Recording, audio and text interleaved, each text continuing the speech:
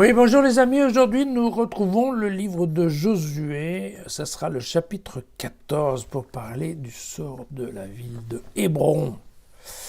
Voici ce que les fils d'Israël reçurent comme patrimoine dans le pays de Canaan.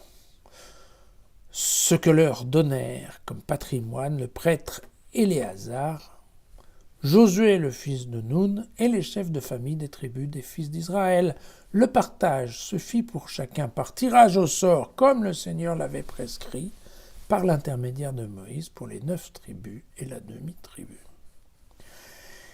Les fils de Juda vinrent trouver Josué à Gilgal et Caleb, le fils de Yéphuné, le Kénizite, lui dit « Tu sais bien ce que le Seigneur a dit à Moïse, l'homme de Dieu, à mon sujet et à ton sujet, à Kadesh Barnéa. J'avais 40 ans lorsque Moïse, le serviteur du Seigneur, m'envoya de Kadesh Barnéa pour espionner le pays et je lui fis rapport selon ma conscience. Mes frères qui étaient montés avec moi ont fait fondre le courage du peuple, tandis que moi je suivais sans réserve le Seigneur, mon Dieu. Et ce jour-là, Moïse fit ce serment. Je jure que le pays que ton pied a foulé sera pour toujours ton patrimoine et celui de tes fils, car tu as suivi sans réserve le Seigneur, mon Dieu. Maintenant, voici que le Seigneur m'a fait vivre selon sa parole, soit 45 ans depuis que le Seigneur a dit cette parole à Moïse, lorsqu'Israël marchait dans le désert. Et maintenant, me voici aujourd'hui âgé de 85 ans.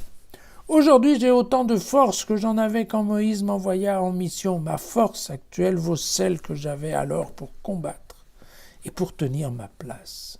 Donne-moi donc cette montagne dont le Seigneur a parlé en ce jour-là, car tu as appris en ce jour-là qu'il s'y trouvait des Anakites et de grandes villes fortifiées. Peut-être le Seigneur sera-t-il avec moi et j'en prendrai possession, comme le Seigneur l'a promis. » Alors Josué bénit Caleb, le fils de Yéphuné. Il lui donna Hébron comme patrimoine.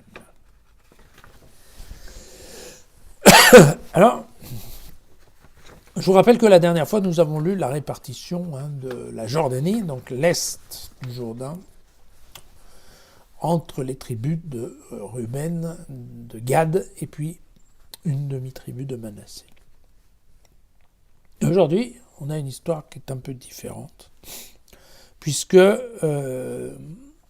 elle a à voir avec le livre des Nombres que vous avez probablement lu avec moi.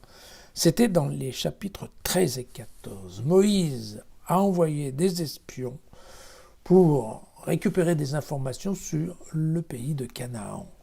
Ce qui poussait, s'il y avait des villes, s'il y avait des murailles, s'il y avait des armées, s'il y avait beaucoup de monde, s'il y avait personne.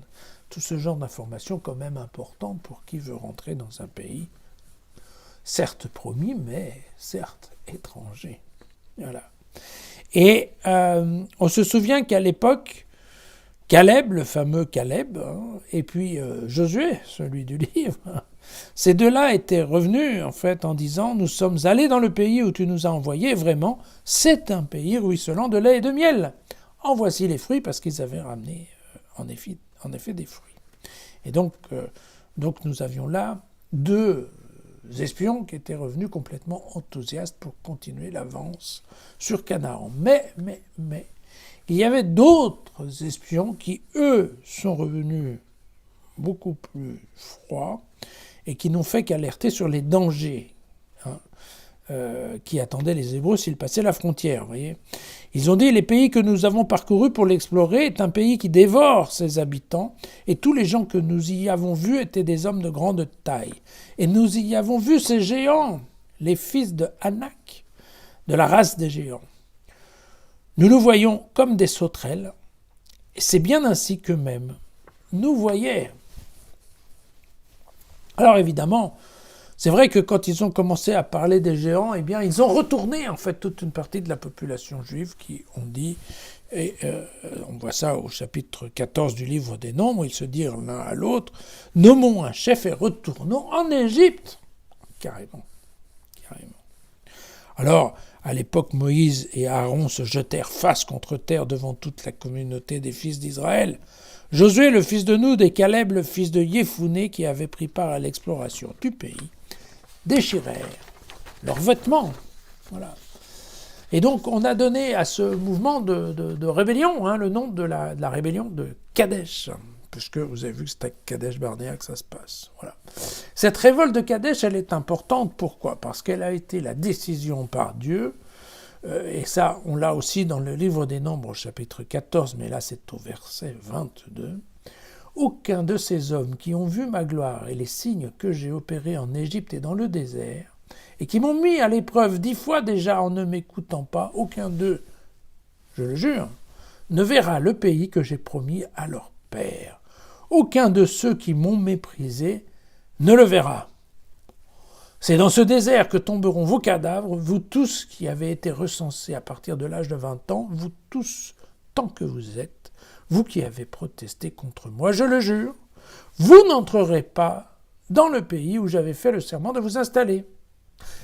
Excepté Caleb, le fils de Yéphouné, et Josué, le fils de Noun. » Voilà, vous voyez bien que, on se souvient que c'est à cause de cette révolte de Kadesh qu'en fait, Dieu a fait mourir tous ceux qui étaient sortis d'Égypte. Et vous savez bien qu'on l'a lu il n'y a pas longtemps.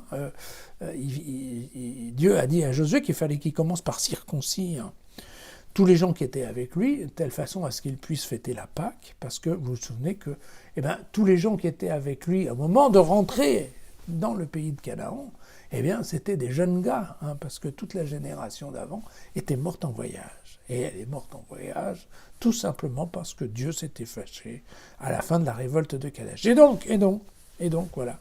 Caleb vient, bien entendu, rappeler cette histoire à son collègue, à son copain, en tout cas à son camarade d'espionnage, le fameux Josué, et le voilà qui enfin a sa récompense, il aura la ville de Hébron, et alors, c'est assez amusant puisque vous voyez que là, Caleb insiste bien en disant, voilà, les autres espions, ils ont dit qu'ils avaient vu des géants et des villes fortifiées, moi ça ne me dérange pas d'y aller, parce que je suis sûr qu'avec Dieu, voilà, je vais quand même pouvoir les battre, comme si effectivement il mettait en doute la véracité de ce que les autres espions ont bien voulu rapporter à Moïse. Voilà.